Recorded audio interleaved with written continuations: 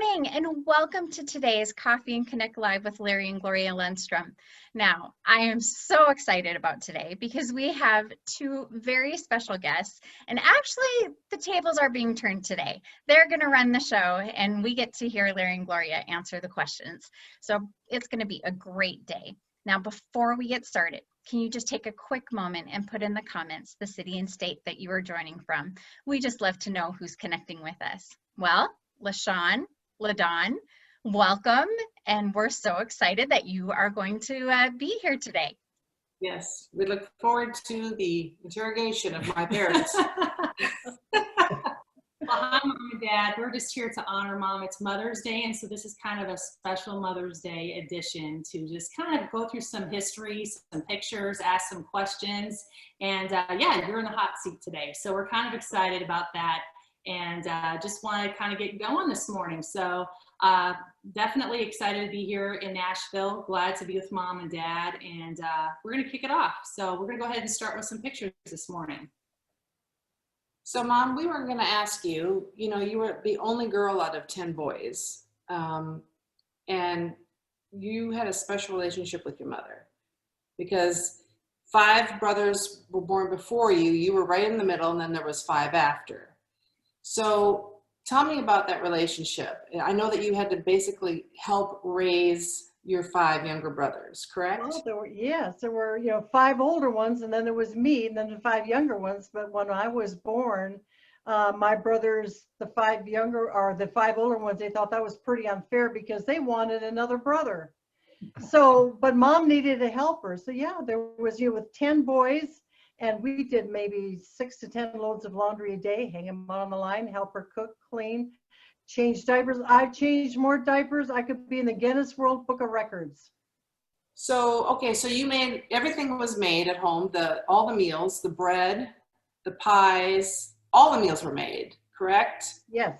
So you would go to school and then you'd help your mother before school. Yes, I would, to help her because that was such an enormous load for her. So I would clean up the entire upstairs, fix all the beds, clean the bathroom, and bring down all the dirty clothes and throw them down the steps down to the old basement where the wash machine was, and then get everything kind of set so she could handle the 5 younger ones or whatever. Mm-hmm. And then when you came back from school, oh boy, yes, then it was laundry. The table was piled literally probably 3 foot high with clothes all over it.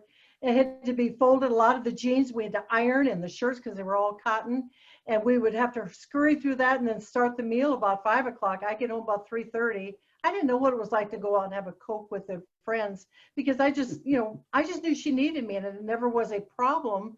But anyway, so then at 5 o'clock we'd start cooking, and they'd come home from work and from school about 6:15 and try to get them all fed, and then it'd be like 9 o'clock before we got the kitchen cleared again, and then they wanted to snack and help them with their schoolwork and try to get them to go to bed. it was a full-time job. Yeah, it was. Did your brothers help clean or help with anything, or is that just wasn't what boys did back then? Say that again. Did your brothers help in the kitchen at all? Oh, yes, they had towel fights, yes. Mom wanted us, do the dishes, and so, we did the dishes, but Mom said there was more. She didn't know if the towels were clean or even sanitary. If we got through they'd wipe a couple dishes, and then they would use it for a fight, to slap each other with the towel. And Mom said it would have been so much quicker if I just did it all myself, but I wanted to teach me to do the dishes, so she wouldn't let us out of it. Yeah, right. It took us probably 2 hours to get the dishes done. And for her, it was an all-day thing from early day till late at night. Yes, yes. And she had babies for, I can't remember now how many, somebody at home for 50-some years. Yikes. Yeah, they came every other year. They're like stair steps, So I imagine when you finally graduated from high school and moved out, your mom probably felt a really big impact of you leaving the house, and she was doing that herself. Yes, and bless her heart, she never complained, because I almost felt guilty I was going to be leaving and going to Bible school and leaving her with all of that. But she said, Mom, Missy, I'll be fine. She said, I'll be just fine. She never put any guilt in me or anything. But I tried to come home as many weekends as I could, and then I would just quick, help her with a lot of stuff. Yeah, it was a full-time job, and we were lost without each other because we were so used to being each other's best friends, and we just did everything together. I mean, we cooked, we cleaned, Thursdays we would run away. We called it our runaway day, and we'd save coupons out of a magazine that would give you cash back then, and we saved 25 cents. We go down to the old Melvin's Cafe and have a piece of cherry pie and a coffee, or go up to the 10-cent burger place and get a burger. And then if we really had enough coupons, we would save that, and we'd have 25 cents to put fuel in the car, and you could get quite a bit of fuel in there, so we could run out to see Cielo. Yes, right. So A lot of fun things. mother-daughter dates were important for you and your mom. And I know that your communication throughout the years was stellar. I mean, phone calls, letters, and then when you would come home, you'd always visit with Grandma Brooks. So we'll get back to that in a second. We're going to continue to move on through some pictures real quick here.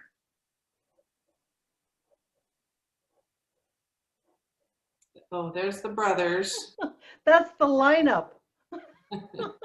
So Mom, we talk about you having 10 brothers, but you also had a sister. Can you talk about that? She would have been 2 years older than I am. My dad had, let's see, 4 sons, I believe, and he was so looking forward to a daughter. He was so anxious. And Jeanette Jean was born on December 7th, and she only lived about a week. She was a blue baby, had heart trouble. And so that was really, really difficult for my dad. It was hard on his faith. He couldn't understand. None of us do. We don't understand death when lives are taken that quickly. So, then dad named her, and then of course, and then he had another brother, Cleon, that was born, and then it was me. And so Mom said he was very jubilant, that he got another daughter. And I think they thought they'd probably get 2 or 3 more. But anyway, when you get the best, why start again? You missed not having a sister growing up. Oh, yes. I miss not having a sister. What's really neat is that now I get to have that time with you girls, because I had the time with Mom, but I never had a sister.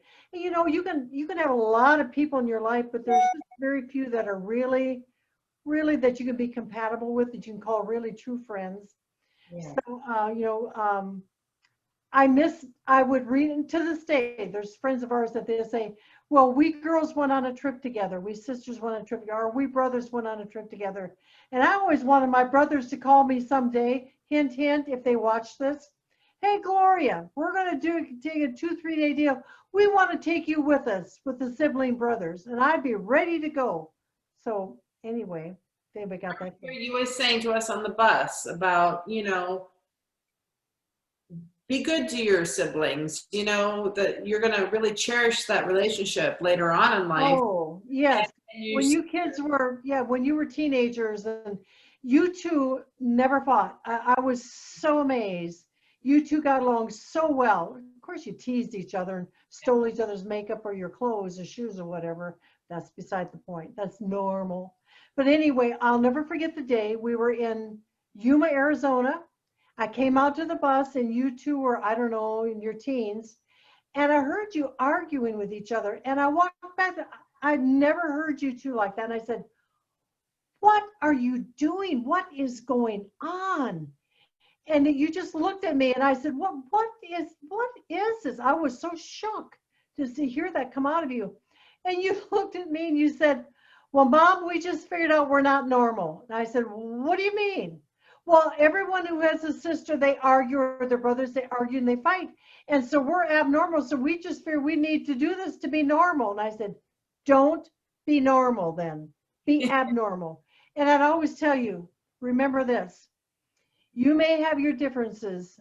You're going to meet hundreds of people in your life. That's right. But the only ones who truly, truly care about you, that will be there for you when everything is going apart, is your own sister and your brother. So yes. Guard your relationship. Guard it with all your life, because you will need each other. And I think we've all found that through the years. Then you got married. Yes, I married my sweetheart. We grew up together in the same church, That's right. and we didn't get along, but we decided we would get married and be friends, and we're That's friends right. forever. Friends forever. That is my mother-in-law, Madge's wedding dress that she wore. And that was, you could tell I was on a good diet there, that I could fit into that little bitty thing. And she was such a happy, wonderful mother-in-law. Never had a crossword with her at all. She just was always happy. And that's her son, Larry. So tell me about the dynamic about you getting married, leaving your mom, and going on the road, you know, newly married and just trying to figure out life on the road. Listen, I was terrified. To start out the first night after we went on a 3-day honeymoon, came home. I was going to load our stuff into the bus. We were going to leave on our 4th day after we got married. And he had the old Flex bus out there. And so Larry said, I'm tired, I'm going to bed. I'm driving tomorrow. So I thought I'll put the last load in. So I put the load of stuff, I had in my arms, got out to the old bus. Didn't know how to open it. Couldn't find the deal to open the door. So then I hollered and knocked on the door, rang the doorbell, and nobody responded because they all snored worse than me. And so I took rocks, I threw up at the window. Yeah, that was the old bus that we moved into. And that's where we're leaving on tour. And wow, you know, that was a whole new life. Well, because After being in my own room, you know, being at home, holidays with family, all those special events, and all of a sudden everything just went, but I knew it was called. And so Larry tried to condition me or whatever for the road to tell me, oh my, that was, I think that was right after LaDawn was born. And brought me flowers. LaDawn is my birthday baby. She turns 50 on May 17th. She's born on my birthday. Yes. okay, so Dad was raised with music and on the road and used to this lifestyle of just let's go, you know, adventure, Yes. whatever, let's, you know, and you are structured. So how did that work in your marriage? Oh, we're great after 3 nervous breakdowns. I mean, you had to work through a lot of things because complete opposites, right? Yeah, yes. And, you know, no matter what, I knew it was going to be hard, but I didn't realize how hard it was going to be or that the days would be so jam-packed. And I mean, we traveled, you know, he worked under the bus morning. They lived in it because it was always breaking down. And just trying to adjust to nothing that, there was no schedule. I mean, you had to schedule, but Yeah. anything that could go wrong would go wrong. Well, the schedule was always threatened because of the breakdowns. There Right. was always, matter of fact, many times we'd have to, that bus went through throwout bearings like candy. And so you could, in an hour, you could take the transmission out, slide it back, put a new throwout bearing, put it back together again and be on the road. Right. So you are newly married. You're into this bus that breaks down constantly. No air, no heat, no No, bathroom, And you're no married. running water. You really don't. You've never lived with. So this is, you know, being married is difficult. Just adjusting to each other. So you've got all of this going on. So then on top of that, you have to earn your keep. So you have to either sing Yeah. or play guitar. So what was that conversation like with Lowell and Connie when you joined the Lundstroms? Well, you know, Larry, your dad told me that I would probably never be on stage. He didn't want me to have butterflies in the air to think, oh, you're going to be on stage, you're going to do this or that. So I never thought about being on stage, but about 6 months before we got married, Lowell says, well, you know, what do you play? I said, well, just a couple chords on the piano is all. Well, he said, you know, I think I could use an accordion. And I said, an accordion? Yeah, so go get an accordion. So I rented an accordion. I played for about 6 weeks, and he calls back. He said, I changed my mind. I think I'd like to have you play saxophone. Saxophone? So now the piano's out, the accordion is out, and he brings home a saxophone. And so I started lessons on that for about 6 weeks. He says, no, I've changed my mind. So then he just kind of dropped that. So when I got on the road, basically I was a servant to them. I mean that in a kind way. Yes. I took care of Londa and Lisa, and I took care of the finances, did the bookkeeping, the finances, and the offerings, and sending stuff home.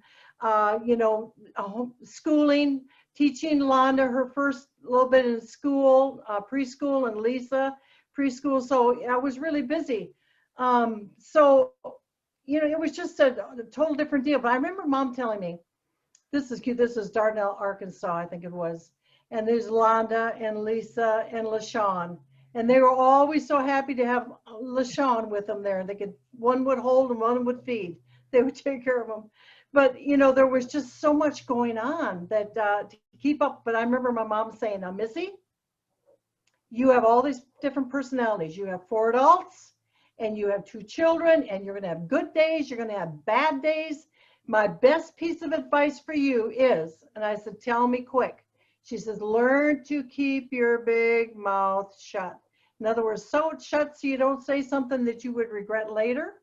Mhm. So I had to learn that, because you're never alone. Larry and I didn't have a quiet spot to fight. Privacy was hard to find. There was no privacy. So, and if you got upset at each other, there's a couple times. In fact, funny, we were coming through Nashville, Tennessee, one of the first trips after we were married. And and it hasn't changed any, road construction. This was in 66, spring of 66. And we're coming through, and I mean, the roads are tore up and everything is falling in the aisle, and it's just horrible. And I remember saying, I would never want to live in this city. I would never want to be here. Guess what? Welcome to Nashville. We're here. And so I said, I had to learn. I had to really learn to control my thinking and my attitude, because when you have 4 adults and you're crammed in a bus and no air and heat. I mean, we were in sandstorms where you couldn't even see. Yeah, And right. I mean, we were in every kind of a storm you could imagine, and there's no comforts of anything. And I remember we wanted we got to Florida. LaShawn was just a baby, and we put her in a little bassinet in a room, and it was so hot you couldn't breathe in the bus. And Lowell said, you know what, we're going to have a special night.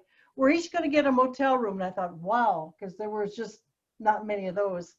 And so I put LaShawn in her little bassinet, and middle of the night, and I'm thinking, oh, this is so good. And she's screaming, and I'm thinking, please. And I get up and go over there, and her bed was filled with, it must have been at least 100 cockroaches. Oh, They my were just literally. So if that tells you anything, that we didn't have the money to get the best places. But you lived. Well, that's a good point. Talking about living in a very unconventional way on the road with children. So you helped with your nieces, of course, and LJ, but with your own children. So we'll kind of segue into LaShawn, firstborn, and her, kind of raising those kids, and then of course bringing in your own child. So what was that like? We're kind of old school, so we were raised, anybody that was your elder could just whip the snot out of you at any time, right? I mean, you got. Do you think you deserved it or not first? People working for the family that, because everybody was doing something, you were raised by a village, basically. Mm-hmm. Yeah. So it started you taking care of Lisa and Londa, right? So I'm sure, being a newlywed and there's kids, you don't know where your authority lies. You're trying to take care of them, but yet, be a parent, but not really be a parent. I mean, it's difficult, right? Because you have to make choices and you're in charge of them. And then you get pregnant, right? So now you've taken care of your 5 brothers. You become pregnant now, and you have you have a kid, and so you're like, okay, what is your thoughts on, okay, I'm going to be a mother for the first time? Well, I just knew I was going to have to juggle a lot of things. First of all, when I was 5 months along with you, or 4 months along with you, I began to miscarry. So I was in the hospital for half of that pregnancy back in Aberdeen, South Dakota. And so then when I did get you home, when I had you and came back, I left on the road, I think it was about 10 days old. We went into Painesville, Minnesota. I think it was first a horrible stormy night, snow. We stayed in this somebody's little trailer, and it was just a freezing cold. And I'm thinking, oh no, I've been taking care of Lon and Lisa, and I kind of got to, knew what to do there. But this brand new baby that is yours, and it was just kind of trial and error. So I had to kind of work in that third one because they were literally, you're going to grow up as like sisters and brothers anyway on the bus. So we just had to really just, the deal was just like you said when you was a kid. If you did something wrong in school, what did you say? If we did something wrong in school and somebody heard about it and told my parents about it, it was double punishment. Yeah. In other words, it was, everybody watched everything. They could correct you and your parents would thank them for it. Yes. So I'd have to, I would just say, in Lone County with us, they just say, if we're watching your children, we're going to make them mind. And I would say, I'm watching your children. They're going to mind. That's just the rules that it goes by. It's same rules. Right. And it works sometimes. Well, I'm sure you got the conversation, you're not my mom. Oh, yes. Oh, yes. I'm sure we said the same thing to Lowell and Connie, you're not our parent, kids, right? So you have the baby, you're on the road, you have to think about it too. There's no hotel rooms. You're really just staying in people's houses, a nursery, in a church, money. It's just a broken down bus. It's just a lot going on. How was it having your own child compared to raising your younger brothers? I mean, I know. Well, number one, you were a girl and there were boys. Right.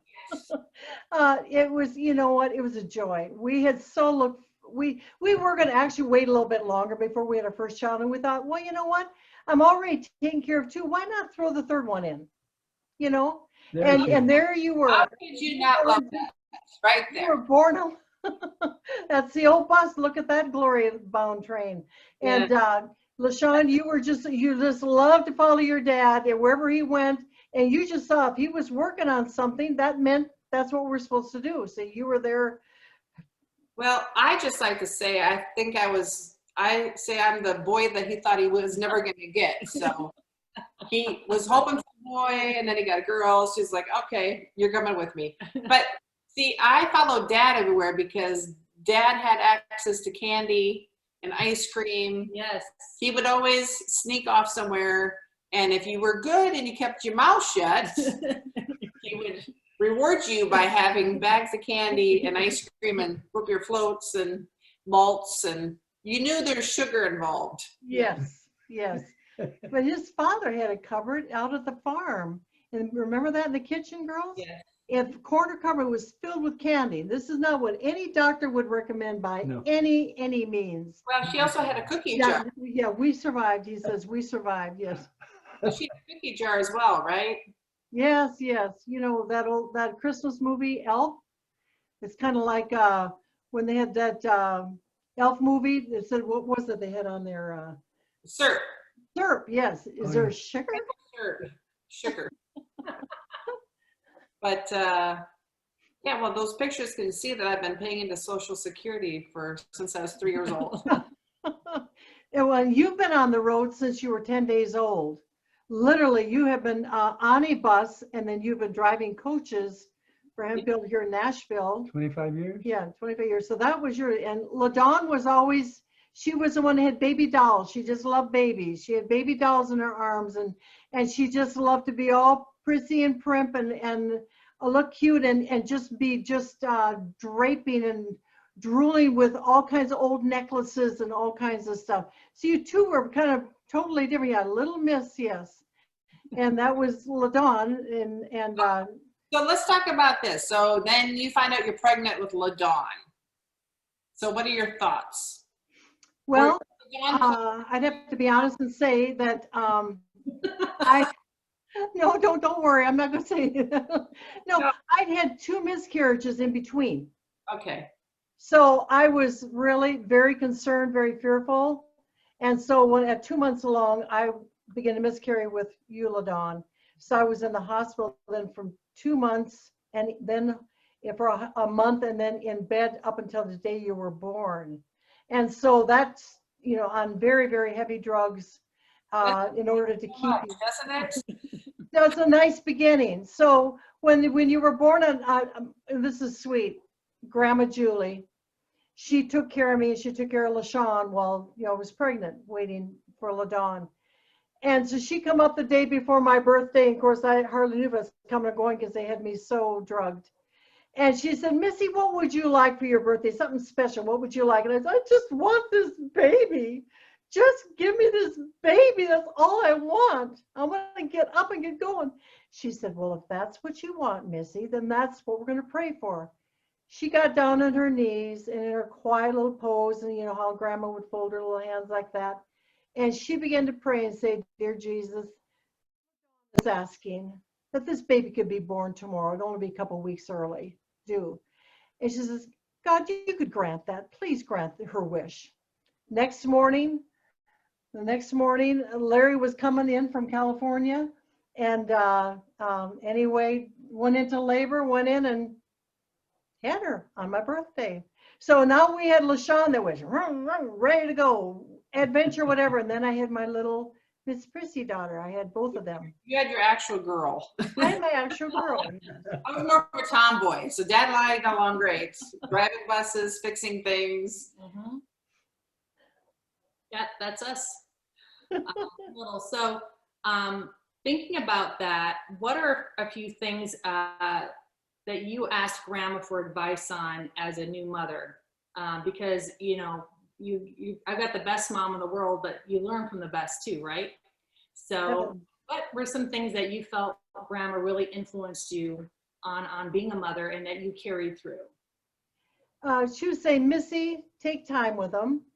And she said, first, when you're first born, she would say, please, when they go to sleep, go lay down and take a nap, because you're going to be tempted to think, oh no, they're finally asleep. I got to get all my work done.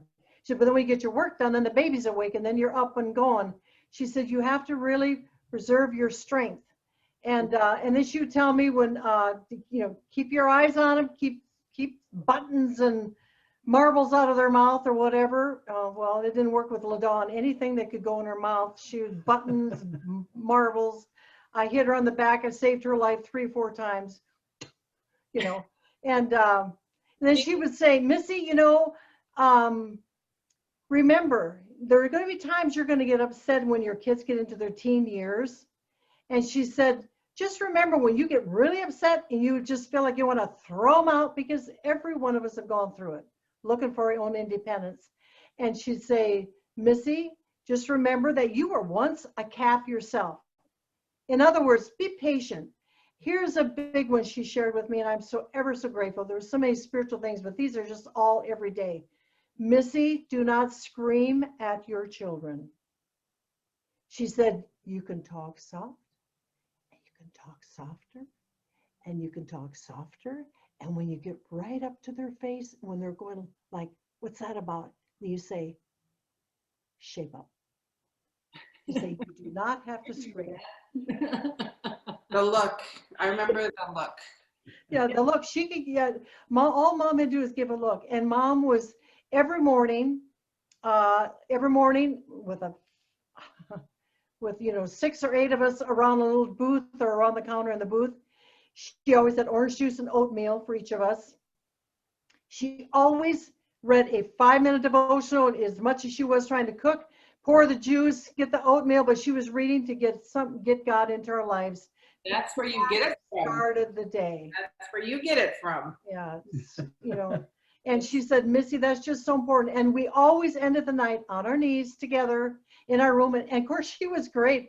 She knew I was always concerned about weight, gaining weight, fat, thin, fat, slim, overweight, whatever. So she would always say, she always wanted to exercise together. So till she was 50 some years old, every night that I was home till I was 18 from the time I was about 5. We did sit-ups every night. We went walking. We went on every diet there was. Yeah, she was trying to support you and what. Yeah, she was trying to support. She was a great supporter. Yeah, she was. Yeah. So we come full circle to being raised with 10 brothers, and then you have a son. Let's talk about Donovan. Well, again, I was concerned whether I'd be able to carry a baby because I'd had complications with LaShawn, with Eulashawn and Euladon. The doctor said, if you have I wouldn't recommend you try to have another one because your life could be in jeopardy. But we really wanted one more. We were really praying, said, God, we would love to have a son. We have our 2 beautiful daughters that couldn't be any closer to anybody than the 2 girls, but we really want a son. So when I was pregnant with him, I carried him fine. We stayed on the road, which was great till about 5 months, and then to bed I went again and was in bed until he was born. That was the day I went into to have. That was the day I went into to have him. The day he was born, and so he took me to the hospital there. But yeah, so when he was born, it was just joyous because your dad was happy and we were happy. We felt God had really gave us healthy children, which the doctors were really concerned with because my health was so bad. So we just thanked God. And all 3 of you, I'm like my mom. I'd say to my mom, I had 10 brothers, and I'd say, Mom, it's been a joke in the family. Mom, now let's be real honest. I'm the favorite one, right? Because I'm your only daughter. And she would say, no, Missy, I love all my children. And I said, but I'm just, I'm a little bit more special, Mom. Missy, I love I love you, but I love all my children. And our 3 children are all 3 different personalities. They honor us. I mean, I can't even explain the honor and respect far above what we ever deserve. Each one of them have a ministry with us that they minister and servitude. We are just so blessed.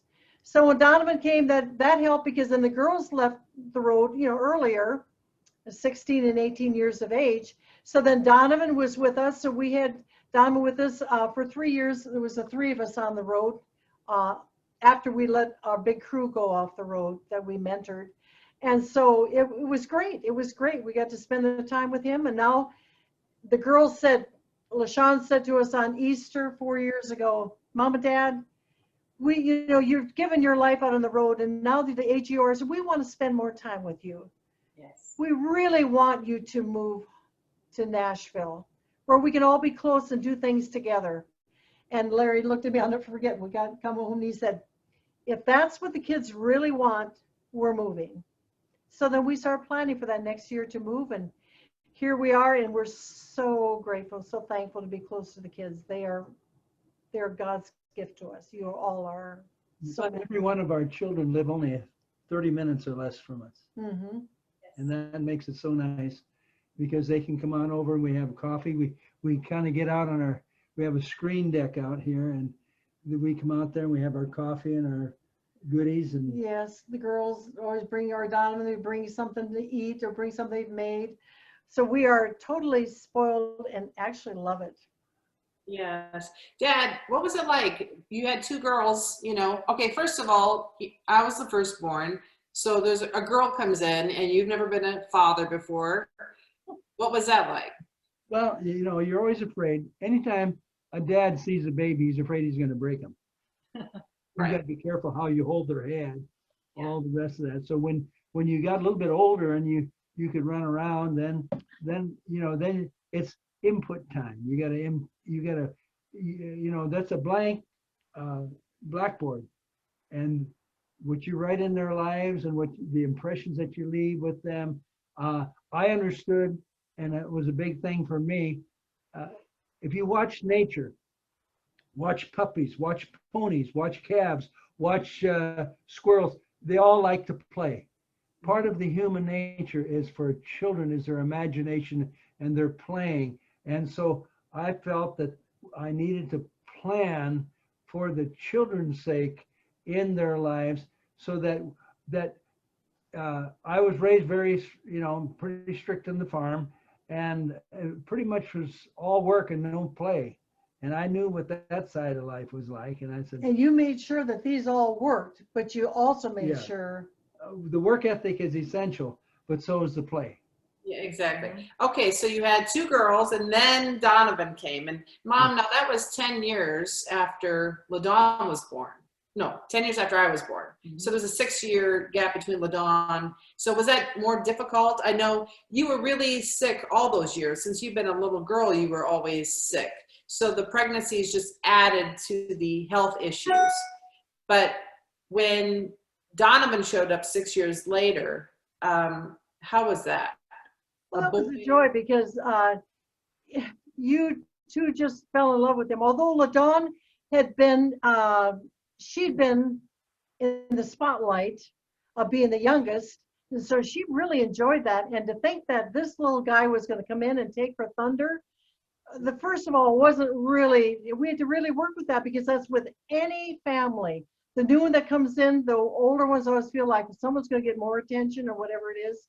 And so, but you girls were so good to play with him, take care of him while we were in services and whatever. And you got to be his other mothers, really. Yeah. Well, with LaDawn, for instance, the inborn jealousy, which it would be because they want to have that attention, that inborn jealousy made her a great musician because I was spending time with you on the scales on the piano, and LaDawn would come up to me and I could tell she was frustrated out of her mind. What about me? What about me? What about me? And finally, I said, we'll make you a drummer. And got her some sticks, and I went to Fargo, and we were able to get a drum rudiment book, or not a book. I got a album of rudiments, and I started. And so she like to wore the dash out on her bus with those drums, paradiddles, and all the rest of that stuff. But she developed into a great drummer along with you on the keyboard. Two great musicians. Thank you. Thank you. Okay, so then you have a boy. Now it's like, this is my son. Yeah. How was that? Well, you know, it's fun to be friends with your kids. In other words, I always wanted to know when I said no, it was a no. But we don't have to be scared of mom or dad. We can have friends, be friends together. And so teach them to do everything that I could possibly teach them to do. Wherever we You go. discipline and you father them, but you also want to stay close. Close. You know, you become, I think your parents, your parents, and then you become parent friends with your children. And oh my, we have so many fond memories of mini vacations and skiing and on our days. We didn't have that many days off, but when we did, we packed them full. We packed everything full. Well, we traveled through the state of Colorado, and I always made sure that in the beginning of the year, I would sit down with you three, and we would sit down at the table, and I would say, I want you to know that in January we're here, February or March, we're plugging in 3 or 4 ski days. So you always had something to look forward to. And then further down the deals, it was planned. Fun was part of our program just as much as anything else, but very limited because we couldn't afford it. But you have to understand, we were on the road every day of the year, basically. Yeah. You know? And we were working every day. It wasn't like we would go to school and then we have the evenings off. We put in a full day from morning till, we did. Eating at truck stops at midnight after the service, and then getting on the bus and being up to 2 a.m. It was just a whole different lifestyle. So total different lifestyle. You had to have something to say, here's appreciation for the hard work you do, because when you look at all the pictures and you see the TV specials and everything, everybody's singing, everybody's playing, like everybody's involved. It's not just the parents. Yeah. So it's a lot of pressure for everybody, right?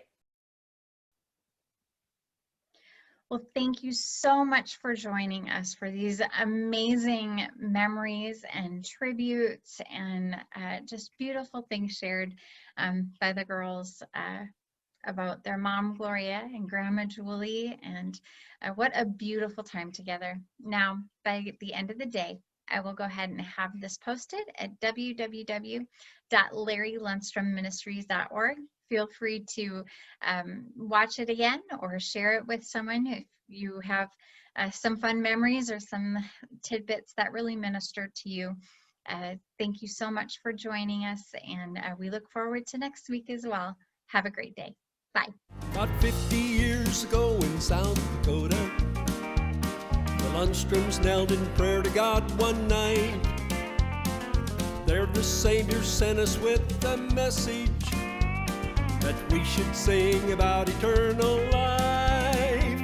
We've been rolling down that long, lonesome highway, traveling to help our fellow man, and we'll keep traveling on, singing a happy song until we hear God's call to glory land.